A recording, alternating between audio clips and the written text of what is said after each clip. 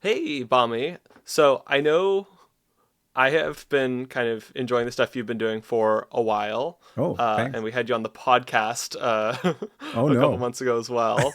Um, but I just put out my video on categories, and I know a couple weeks ago, I think it was a couple weeks ago, you had You. your own video on categories, and I don't know.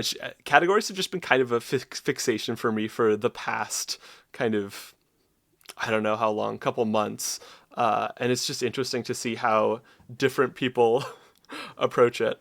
I know one of the things one of the starting places for your video was you highlighted kind of a deck where some things clearly, looking back on it, the categories aren't quite what you had wanted. Do you want to talk about that?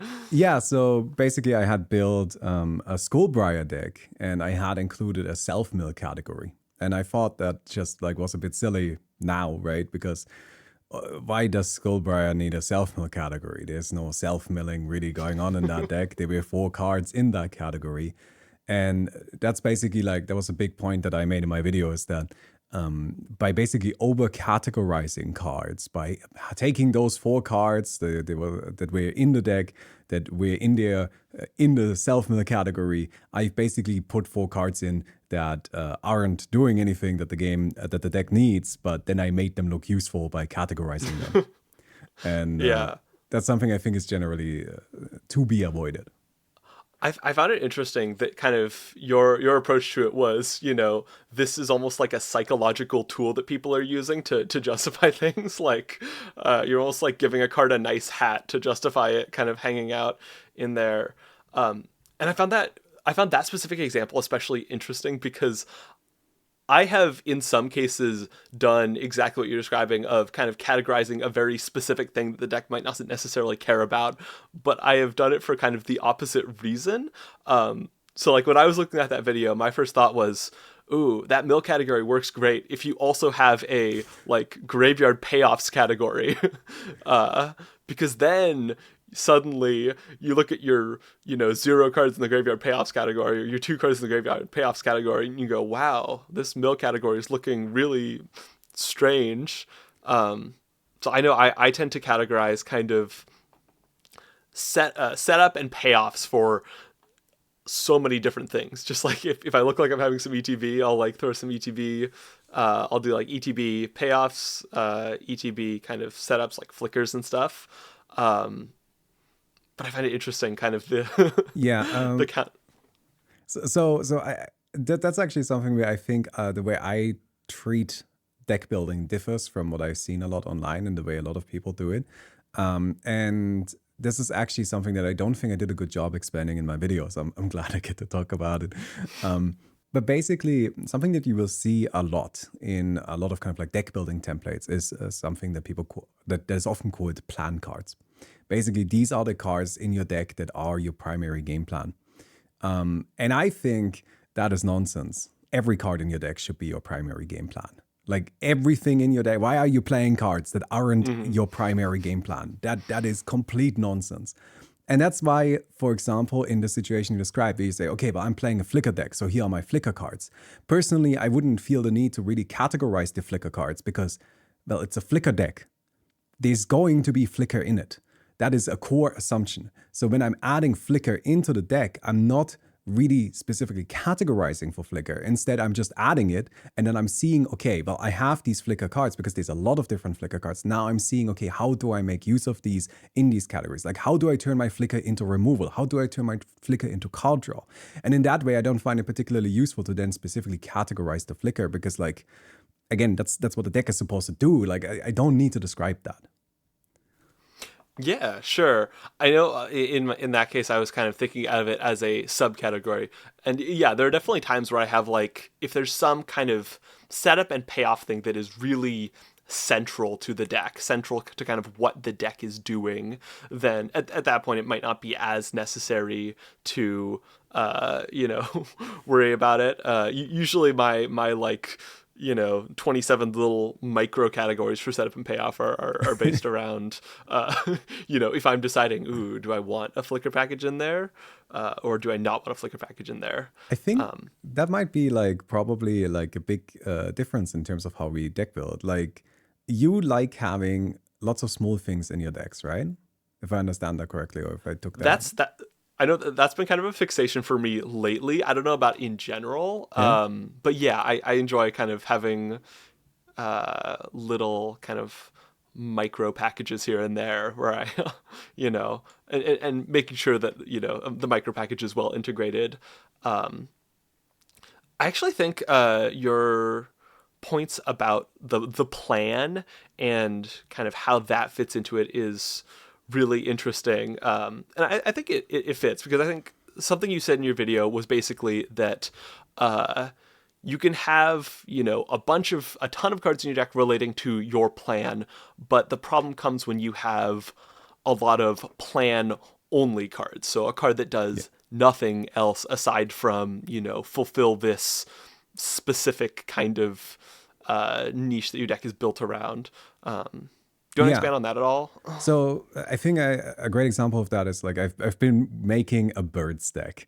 I've always liked the idea of having like a little flyer stack, and I used to kind of play the Revy for it, but the Revy is just broken and way too powerful and not really that fun to play at a casual table.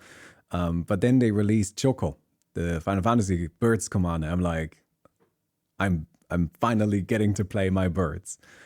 So I started digging through all of the birds that Magic has ever made, and they are terrible. But the thing is that even when you're choosing your terrible birds, I think you still need to choose your birds based on like what do they contribute, right? And so when I say like a card that is a theme only card or a plan only card would be just a card that is literally only a bird.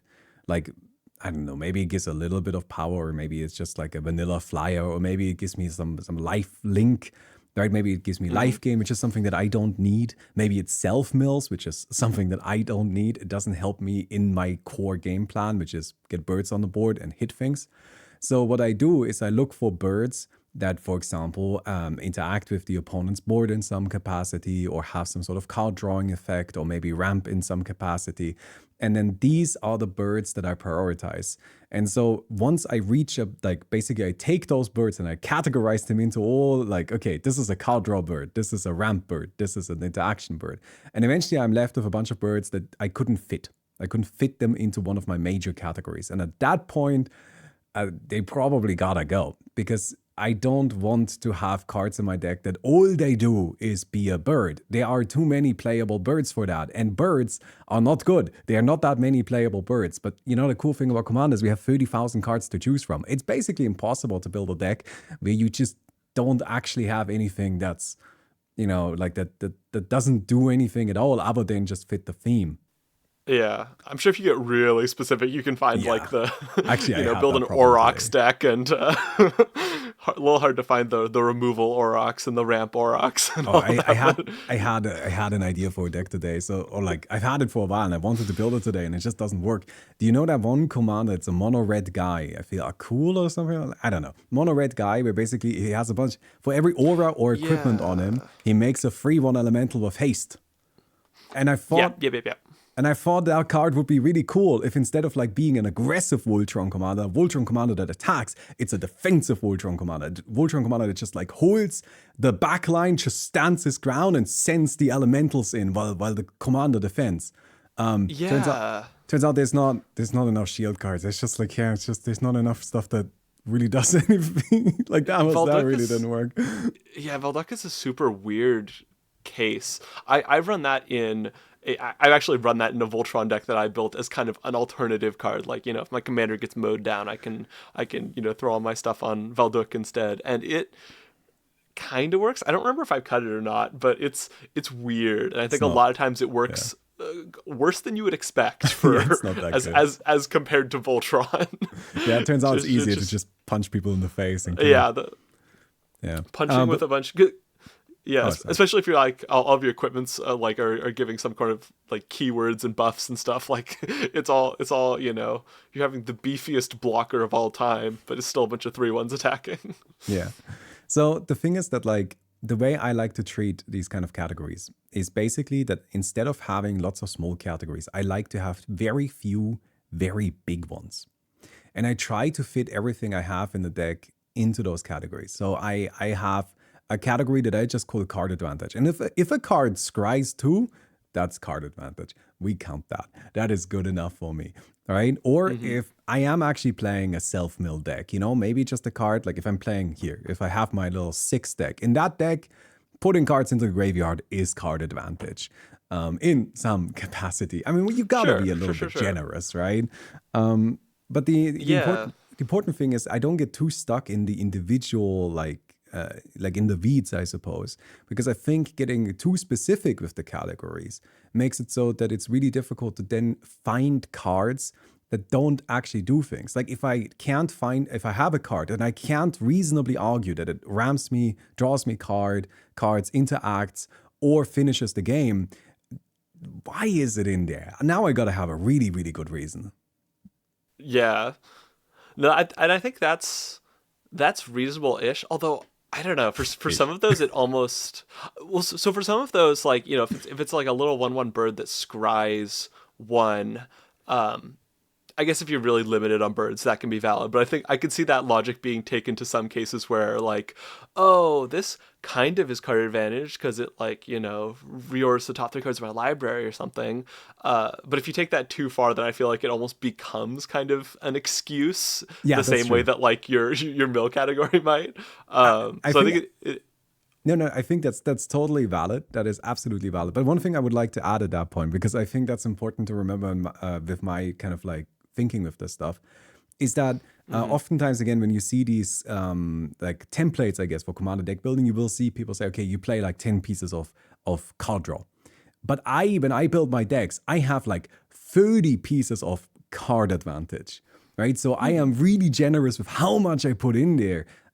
That kind of like I try to make up for the quality with just like a ton of it. Because if you scry 30 times, honestly, at that point, it's pretty good.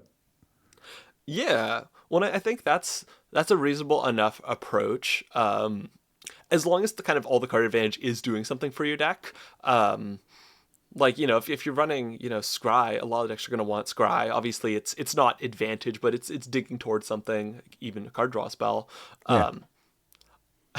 And actually, I think I've taken a somewhat different stance in my last couple videos, where I kind of am encouraging people to put a lot more attention onto what exact type of card draw their deck is looking for, and what is providing advantage, and whether or not they should put it into different categories. Although I think part of me wonders if your advice might be better for a lot of players, just because I think the advice that run a whole lot of card advantage that gives you advantage in some way and then tweak later, I think is decent. Whereas I've kind of wondered if encouraging people to get like really down in the weeds and figure out exactly what their deck needs and categorize it appropriately. I've wondered if that's a little bit much for most people. It really comes down Um, to like who you're talking about, right? Or like who you're talking mhm. to. So I've had like an eye-opening conversation last week. So every Friday I go to my local game store and I play, like Commander there. And in fact, I run the Commander night there. And what we did a while ago is we had like a vote. I didn't force this on people. I just said, guys, we've got all of our regulars here. We had like 25 people in the room. And I was like, friends, I want to really quickly discuss the matter of Soul Ring. Do you guys want to ban it? I didn't say that they should. I just said, do you guys want to have a house rule that we're basically soft banning Soul Ring? And my proposition was, I don't want you to remove it from your decks because that's really annoying. And instead, we're going to just treat it as if it was a command tower.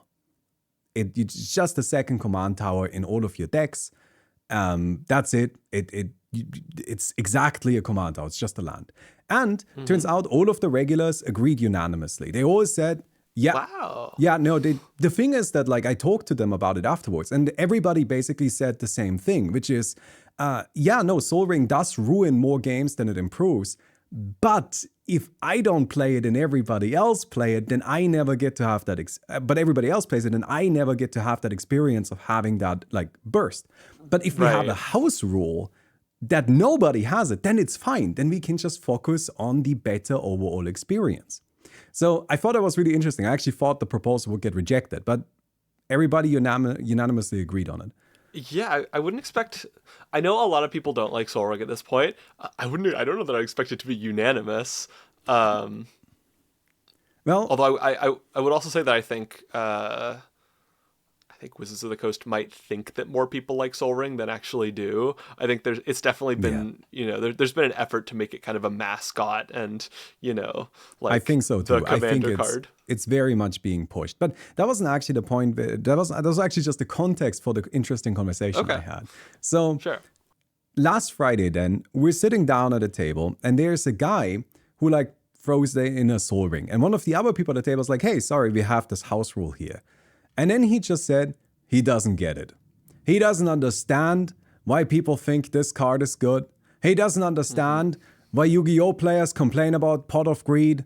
He just wants to play his Valgavoth and be done with it. And in that moment, like the other player told me, like, maybe you can explain it better. And I'm like, I don't think I can argue against that. What do I say to this person to convince him that that soul ring is Right. broken? I can't. I can't do anything, right? I cannot say a single thing. And that moment I thought was really enlightening because it kind of portrayed two things. First of all, there are players that are instinctively like able to understand that certain cards are really, really good, like Soul Ring, but they struggle to explain why, right? That's why they pointed to me to try and get me to explain it. And then there are other players that are just blatantly not interested in understanding why. They just don't care. And for Hmm. those players, for both categories, if you show up and say, if you want to build a deck and you need to play, you want to first think about what exactly are the needs for your card draw and how do you best utilize it, and then you find the specific cards by doing Scryfall searches that fit those niches, they will say, what is Scryfall? Yeah. And and I think there's actually a lot of players out there like that. I think that's actually a fairly big population. Now, naturally, I doubt that a lot of them are watching your videos, but I still think Hmm. it's worth thinking about them. Yeah, and that's always kind of been an interesting question for me is what is my audience and how do I make videos that best serve them, basically. Yeah. And I think I try to do that. I think you know, I definitely get the sense that a lot of people who watch my stuff are kind of, some of the more, either mathy or just like really interested in the dynamics of the game or, but just the sort of players who are not just spending a lot of times building decks, but like pulling up tools, cracking open calculators, all of that jazz, just to figure out what's going on. But I that's never always going to be everybody. That's never going to be all of the people. I always found personally the parts of your videos that I found to be most interesting is not the mathy bits, but for me it was always more of the philosophical things. I think you did a really good job of like, or do a really good job of explaining kind of the philosophy behind Commander, the philosophy behind, okay, why would you want to play certain things? Why would you want to create certain experiences? And I think that's really valuable. Yeah, well, thank you. I'd like to. I definitely like to try, and it is interesting because that sometimes feels like an area that intersects with more conventional deck building approaches. Um, Other times, not so much. It's kind of hard to. Commander's such an interesting format because you're having conversations about what does it, what does politics mean as in the format? How do you do threat assessment? There are all these things about the format where it's just hard to figure out how to navigate a casual format with four people and with the amount of complexity and the amount of cards available as commander. So it's It's interesting. There's Going back to categories. yeah, Yes. categories. So I was interested in hearing like what's your approach for the people watching this. Unfortunately, I haven't had a chance to see his video yet. I will watch it once it comes out, but so far it's not out. Yeah. So I am curious to see to kind of if you could quickly explain it to me really quick. Sure. So, in general, I think there are two reasons why you should have categories. One of them is going to be to elucidate the different purposes cards are serving.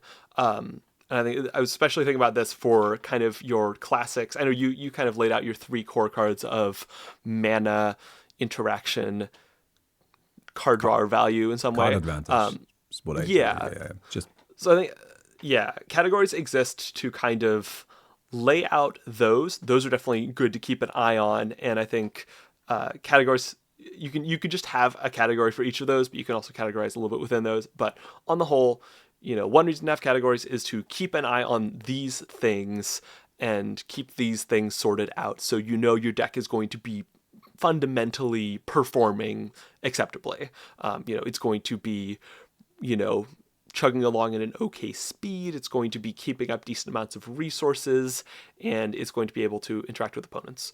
The other reason to have categories is when you are trying to kind of fine tune your synergies. And this is kind of what I was getting at a little bit earlier, where I was talking about kind of the systems of inputs and outputs, or payoffs for things you put in.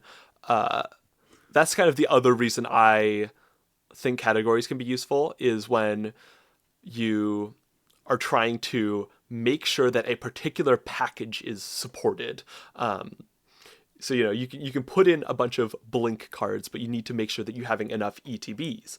Now, if you're playing a Brago deck, you're probably going to get there on safely. I would still personally, have a category for my blink, have a category for my ETBs, just to be super certain. But if your whole deck is built around a thing, maybe it becomes a little bit less necessary. But for some of the kind of finer details, I think it can be helpful. And that's especially true for, I think, things where cards will frequently just naturally be decent in a deck. Sources of kind of filtering that draw and discard are just decent in general. Sources of value that are doing some sort of graveyard recursion, either it's like a flashback card or it's like recurring a creature. Those are just going to be decent in general.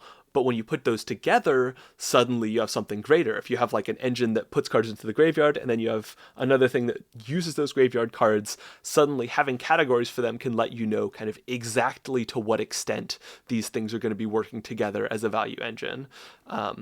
And whether you might have too many of one or too many of the other in that case. So what I guess that's the basic pitch. what would you describe as too many? Because like kind of the like I see where you're going with it, and I think this is how a lot of people handle it, right? But a problem that I've always noticed with that approach is then if you have really small categories, right? You have like 4 cards in it. I mean, what's even the odds of you finding this? What's even the odds of this like even interacting with each other? Like what size of Yeah. category are you working with? Yeah. So, and I think that precisely starts to be kind of the reason for it. And this, to be clear, is like, this will be categories in a deck where it is kind of deep in the exploratory phase. You're not fully figured out yet. You're trying to figure out exactly what your deck needs. Maybe I am throwing in some graveyard cards, and I, have categorized things that can put cards into my graveyard, and that's 4 cards. Now, in some cases, that might be enough. I know I frequently have decks where there are like roughly 4 recursion cards. That could be enough in some cases. That I think there is some nuance. Some sorts of packages will be much more, I guess, parasitic within the scale of a deck, just in the sense that if you have like cards that do things when you cast spells from exile, there's really not a lot of like wiggle room there in what that can work with. Like if you're putting Yeah. those cards in your deck, they will be dead if you don't have ways to cast things from exile, which tends to be a fairly specific range of cards. Certainly, I think red has gotten more, impulse draw Oh, over the years. So I found such a good impulse draw card earlier. Oh my god. yeah. It blew my mind. It's a card from Outlaws at Thunder Junction Commander. I don't even know what that means. But it's this 3 mana sorcery that impulse draw 2 cards until the end of your next turn, and it has retrace. I've never been happier. Oh yeah, that card's fun. That card is so good. Sorry, I'm excited about that card. Yeah, sure. Um, but yeah, basically what I was saying with the like kind of cast from exile thing is just that like that's a case where the payoff for that is going to be fairly narrow until cards that let you cast things from exile become kind of ubiquitous. Whereas there are other cases where like a synergy package will be much more kind of broad. Like there will be cards that do things based on the number of creatures you have. Now, if you have a tokens plan, obviously that's going to amplify that. But depending on the kind of power and versatility of the card that cares about the number of creatures, it might just be an okay card in general. Like you might not even need necessarily a whole lot of tokens for it to become an adequate card. So I think there's a lot of complexity to it. And certainly I think in that sort of case, it's still worthwhile to me to have kind of a little subcategory where you throw in your tokens stuff and you throw in your stuff that's better when tokens happen. I think that's still reasonable to track. But it doesn't necessarily need to be a thing that you are, thinking about constantly and agonizing over, because on average, those things will work okay on their own unless they're like literally referencing tokens, or unless you're making like a bunch of like do nothing artifact tokens. I don't know if, All right. I'm going to now attack you, if that's all right. Go for it. I can take it. I feel like what you're describing as a system is very, very helpful for somebody that already knows a lot about deck building. If you can already narrow down which cards are worth playing and which cards require big packages and small packages, then I think you're already quite an experienced deck builder. And at that point, you probably have your own system that already works. And in that way, like I think describing what you do is very helpful. Like absolutely, this is something how you can handle things. But I feel like, I don't know, I play with so many people that are new to the game. Maybe that's got something to do. It's kind of like an interesting quirk of my game store community, I suppose, because the game store that I go to opened up last November. So it's still fairly new. It's been around for like a little over 6 months. And I think with the game store, a lot of people started playing Commander because, we had a Commander event that ran all the time. So we have a lot of new players. That's just the thing. There's a lot of new players there. And those new players, from my experience, like they would be completely in over their head with what you're describing. I've had people come up to me and be like, hey, I pulled a valuable card, and they know me as the guy that knows a lot about Magic and has a bunch of cards, right? Yeah. So they're like, I pulled this valuable card. Do you want it? And I'm like, sure, maybe, depends. Like, what do you want from it? Well, I would like to trade for it. And I'm like, okay, what cards are you looking for? Well, I would like some upgrades for my Tevil deck. And I'm like, okay, you're gonna need to be a bit more specific. What are you looking for? And that's where they are already stumped. They don't know, right? Because they don't actually know what they are even looking for. They would struggle to use a system like you were describing. Sure. Yeah, and I get that. I fairly oftenly play against players who are at least somewhat new, who've maybe been playing Commander for 2 months, 6 months, somewhere in there, occasionally like new players, but usually more often it's going to be the people who are kind of into the format. For those people, I almost want to say, ignore some of what I'm saying, but I think where this sort of kind of more intricate categorization approach is helpful is just for identifying areas of concern. So if you are, if you are taking the time to look at, say, let's go back to like the cast from exile payoffs and exile you may play cards, those two kind of interlocking payoff and setup. if you're playing with those, I think it's useful to categorize those just so you can have a sense of how large those numbers are. If Yeah. both of those numbers are like 12 or like 10, then you are going to be able to feel decent. But if you Uh, have maybe that like, this is exactly what I think is very helpful. And this is something that I think so far you have left out. And I asked for it earlier. mhm, You've just given me numbers, right? If I tell a player, if you want to do a synergy package for impulse drawing, you gotta need 12 cards, they can work with that. But if you just say, well, yeah. you gotta feel it out, I don't know, that doesn't mean anything. That, yes, I know people probably it is more helpful if I can deliver numbers. I don't necessarily think it's appropriate to deliver numbers always. I Yeah. I definitely I want to give people the tools to feel unease looking at their deck. That's a weird way to phrase that, but I would love it if people can kind of throw their cards into categories and then have a realization. I would love it if people kind of categorize their deck a bit and then look and go, wow, I really don't have as many cards that exile and then allow me to play cards from the top of my library as I thought. That's interesting. Huh. Maybe I should keep an eye on that. That's my ideal thing with this sort of kind of synergy, uh, keeping an eye on sort of approach for categories. That would be my goal, is for people to just be a little bit more aware, because ultimately I think that's more helpful than giving people a number and having them, you know, tune their deck to be perfectly fitting that number. It might make their deck play a bit better in general, but I think it's more helpful if people have the tools to know what to keep an eye on. So if they go, ooh, that number's kind of low, and I guess here I'll just say, if your synergy package is like some key thing, and you're talking like mid to low single digits, you need to keep an eye on that.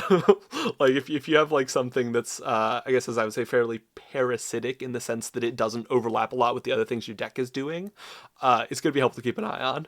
So Um, I have a question about that. When you're saying synergy package, right? So to go back to the impulse draw, right? You have your impulse draw and you have your impulse draw payoff or cast from mhm. exile payoff, right?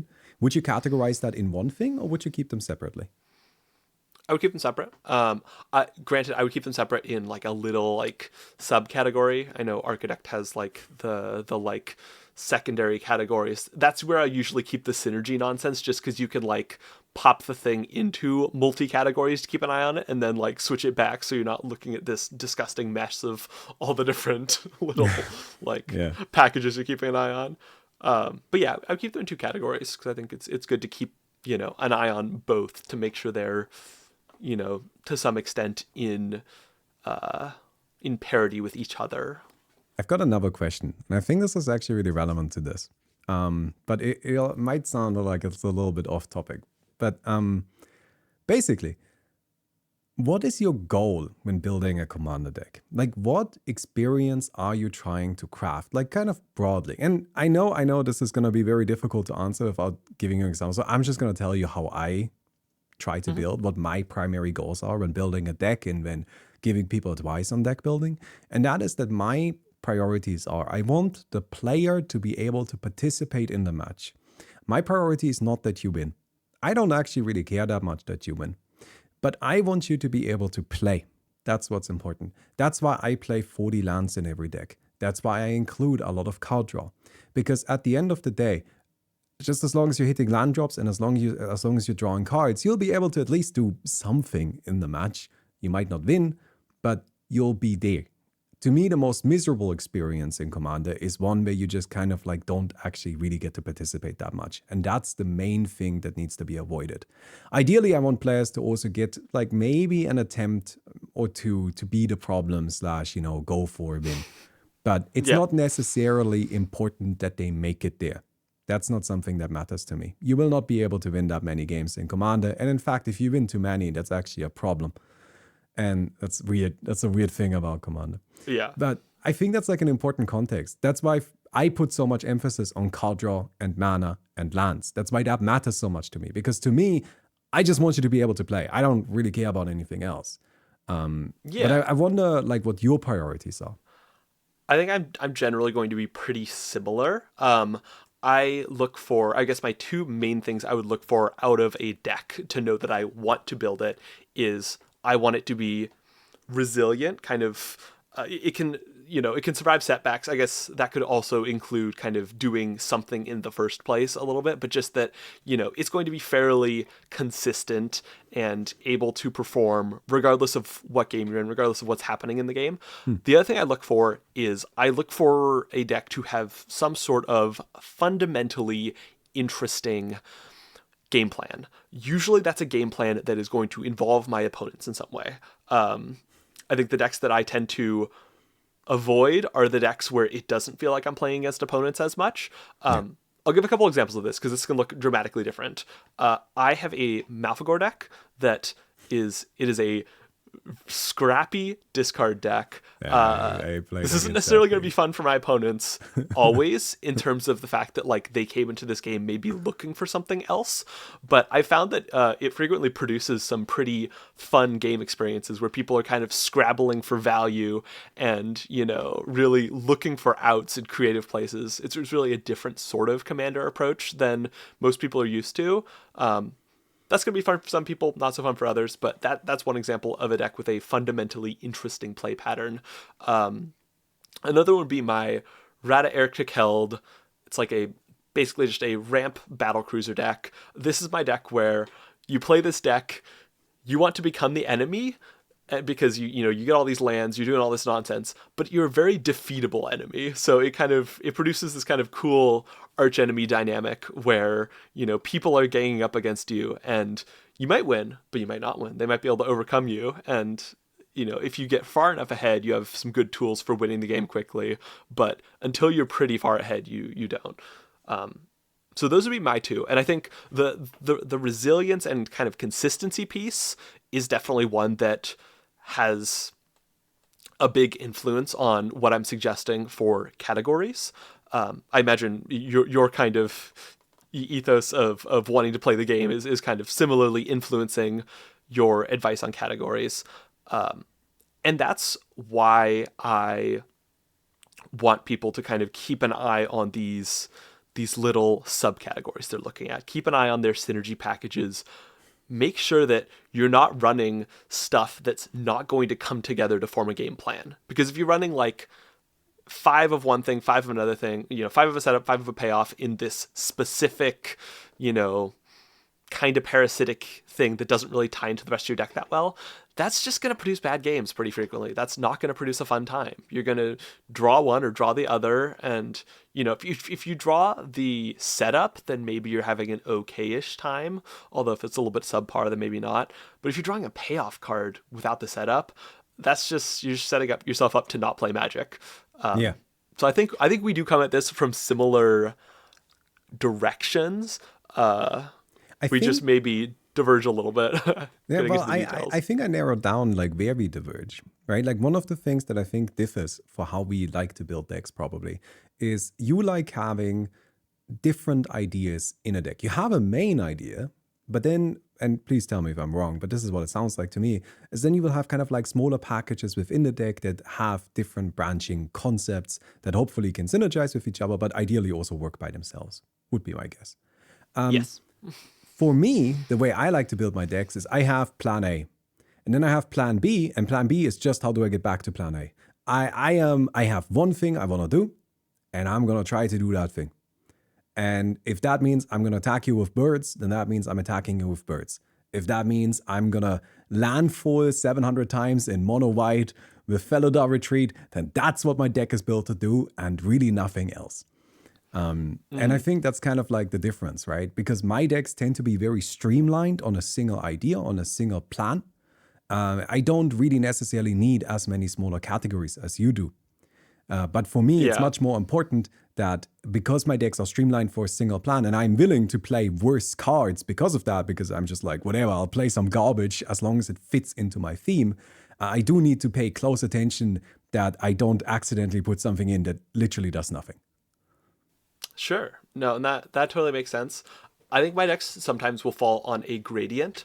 Like I have a couple decks that truly fit into, I think, what you're imagining of my decks. I have actually my my one bracket 2 deck. I played it on extra turns on the command zone, and it is one where it is just as many sub themes as I could possibly cram into a deck as I could. So it is, proliferate and untap and artifact batters and all of these Yeah. things that I could just kind of, and I do my best with kind of my sort of you know categorization methods to make sure that these cards aren't seeming dead. So I try to avoid things that aren't tied in much to other pieces of the deck. I'll try to have a card that like supports two different synergy packages, or which heavily supports one synergy package and is also just decent in general. And that is still a deck where kind of depending on the game, you might go all these different possible ways. Whereas I have other decks where I think they might be a little bit closer to what you're used to playing, where I have the core game plan. There will be a couple side things. Like I have like a graveyard package in my Malfagor discard deck. Fundamentally, graveyard stuff is still tied to my center game plan because some of my discard makes me discard, and running that sort of stuff makes the deck grindier, which is kind of the goal of the deck. So it fits into the core of the deck, just, maybe in a little bit of its own world that I like to keep an eye on. But yeah, I think overall there definitely is kind of a style of deck building that I get into that is much more kind of all over the place than the decks you build. I think that's just kind of like a matter of how you like to play the game, right? I imagine that the decks that you build, they probably aren't quite as consistent as mine, but also they have more varied gameplay. And that just kind of comes down to what you like prefer, right? For sure. Although, Yeah. admittedly, I don't know. Maybe your decks are just better than mine. That could also be the possibility. Hey, I'm thinking about doing some gameplay on this future channel that will exist by the Let's time I post go. this video. So I'm ready. I'd be down to Anytime. have you on. I'll play Yeah, anything you want except for CEDH. I do not have a CEDH deck. If anybody ever asks me to play CEDH, I will just net deck a Winota deck and No, have some I fun have a with that. deck that I put a lot of effort into. Like there was a tournament we had a little while ago, and I signed up to it because I wanted to support people for running tournaments.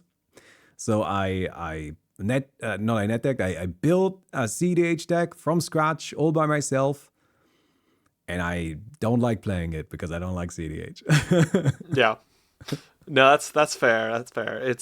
I have one kind of high power deck that is like very streamlined, very like, 13 counter spells, turn 5 combo win consistently. And that's definitely a very kind of niche deck that I can only take out sometimes because it's not what I'm looking for most games. This right here is actually my strongest deck. This is 6. It's mono green, and Yeah. people never see it coming because they're like, "What is that guy doing?" Oh no!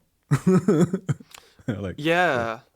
Something I was noticing sometime recently was that I was playing with a couple strangers and my friend. My friend was playing his control deck that I've played against a fair amount. The realization was control decks are so much better in kind of random player environments just yes, because people don't know that people don't know your threat profile. Because if you're playing an aggro deck, it might be that you're, this threatening early, but then kind of gradually your deck's kind of petering off. Whereas if you're playing a control deck, it might be the opposite of, you're just trying to stay alive early and then exploding out of control later. And it was interesting to see like players who didn't know what was coming, really not focusing on my friend, and then having problems later when, you know, it's kind of a janky deck. Like it's running some really questionable is at instants and sorceries, but it's a control deck, and once it gets going in the late game with a lot of mana rocks and some card advantage, oh, you're it's never getting pretty going with mana unstoppable. rocks against me. That Bane of Progress is hitting that every that time. is that is Bane of Progress is a good move against the Izzet players who come packing all the mana rocks. Get your rocks out of here. We ain't doing that. Yeah. All right. Well, I think we've pretty much talked about all of the Yeah. points from your video that I took notes on. So, Yeah, this is an interesting conversation, kind of getting into some different approaches for categorization and what purposes it should serve. So, I think a lot of that just yeah, comes down to how you're trying to play Commander, right? Like, what are your goals there? And that's actually something that I think is really one of the main aspects that every Commander player should think about is like, what is my actual goal here? How am I trying to have fun? And you would be surprised how difficult that is for some people to crystallize. I ask people this question pretty often, and it's very rare that somebody has a good answer. Oh, for well, sure. sorry. Good answer sounds like I'm judging their answer. I mean that they have an answer, that isn't just like, well, I don't actually know. You know what I mean? Right. Yeah, for sure. I think that's there. There are some questions that just it's easy to not think about, and other questions that you kind of get better at answering as you play the format more. But it is still kind of a format where you can avoid thinking about probably most of the things that go through my brain when I'm playing, building a deck, and you can still come out with something functional and win some games. Mr. Snail, I am pretty sure 99% of people don't need to think about the things that are going through your head at most times, and Probably they'll be not. fine. I think they'll be okay. They'll be okay. They will be. All right. Well, thanks for coming on to chat. That's great. And yeah, I will see what else I have planned for this channel once I'm back from MagicCon. Not going to do much with this channel until then, but Well, I that will hope you be what have fun there. happens. That sounds great. Yeah, thank you.